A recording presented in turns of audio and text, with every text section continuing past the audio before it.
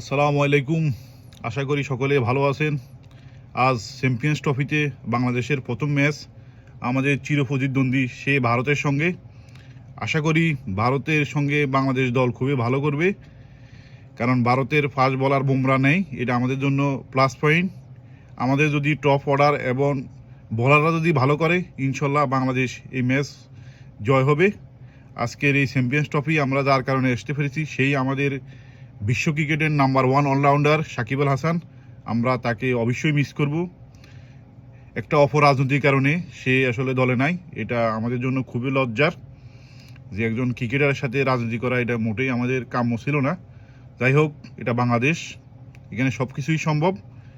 আমি মনে করি বাংলাদেশ দলে আজকে যদি তারা টপ অর্ডার এবং বোলাররা যদি ভালো করে, অবশ্যই আমরা ইন্ডিয়াকে আল্লাহর রহমতে হারাইতে পারবো। বাংলাদেশ ক্রিকেট দলের জন্য শুভকামনা। এবং এবারে আমাদের নির্বাচক যারা ছিলেন তারা খুবই সুন্দর একটা দল গঠন করছে, যে 15 সদস্য যে টিম নিয়েছে সবাই উপযুক্ত ছিল। আশা করি বাংলাদেশ দল এবার চ্যাম্পিয়ন্স ট্রফিতে ভালো করবে।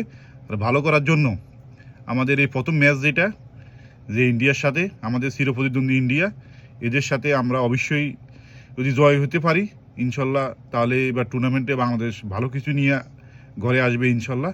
শুভকামনা বাংলাদেশ ক্রিকেটের জন্য। আসসালামু আলাইকুম।